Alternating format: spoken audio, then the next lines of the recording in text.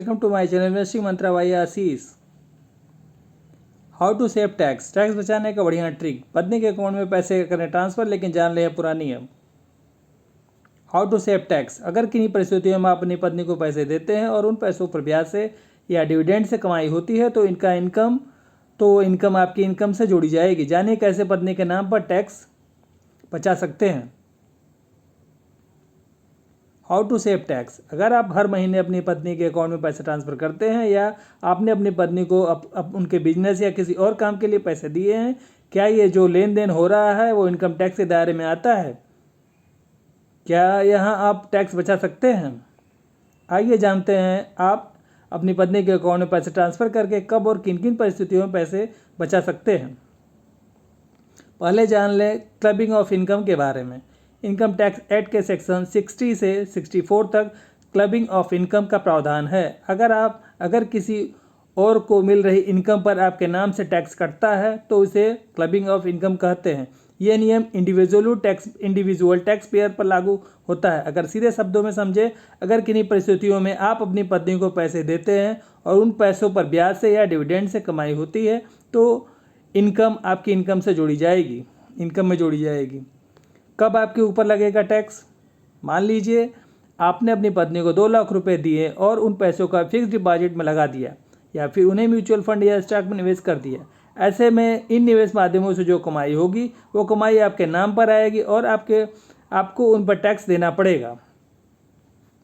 इसी तरह अगर आपने कोई घर किराए पर दिया है, उनके किराए अपनी पत्नी के अकाउंट में लेते हैं, तब भी ये रेंटल इनकम आपके नाम पर जोड़ी जाएगी, क्योंकि यहाँ सेक्शन 60 का transfer of income without transfer of asset नियम लागू होगा। यानी आप ऐसे किराए के मकान पर बीवी के नाम से किराया ले रहे हैं जो अपनी बीवी के नाम पर नहीं किया है, यानी वो संपत्ति आपकी ही है। कैसे बचा सकते हैं टैक्स? आप कुछ टिप्स अपनाकर अपनी पत्नी की मदद से टैक्स बचा सकते हैं।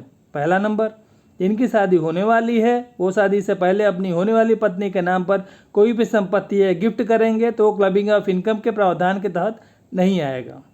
दूसरा नंबर, अगर आप अपनी पत्नी के खर्चों के लिए पैसे देते हैं, वो उनसे बचत करती है तो आपकी इनकम में नहीं जोड़ा जाएगा। तीसरा, अगर आप हेल्थ इंश्योरेंस के जरिए भी टैक्स सेविंग कर सकते हैं। सेक्शन 80D के तहत आप परिवार के नाम पर हेल्थ इंश्योरेंस के प्रीमियम पर 25,000 रुपये तक बचा सकते हैं। चौथा नंबर, आप अपनी पत्नी को गिफ्ट की बजाय पैसे लोन देकर भी टैक्स बचा सकते हैं। आप उन्हें कम ब्याज पर लोन दे सकते हैं। बस आपको ये लोन देने के लिए, इंटरेस्ट लेने के लिए सब कुछ डॉक्यूमेंट रखना चाहिए। इससे आप दोनों की इनकम क्लब नहीं होगी और आपकी टैक्स लायबिलिटी घटेगी। पाँचवा, आप निवेश के लिए ज्वाइंट अकाउंट भी खोल सकते हैं। बस प्राइमरी होल्डर वो होना चाहिए जिसकी टैक्स लायबिलिटीज़ कम हो, यानी पत्नी के नाम पर प्राइमरी होल्डर हो, क्योंकि ज्वाइंट अकाउंट में ब्याज पर टैक्स लायबिलिटीज़ प्राइमरी होल्डर के हाथों में बनती है।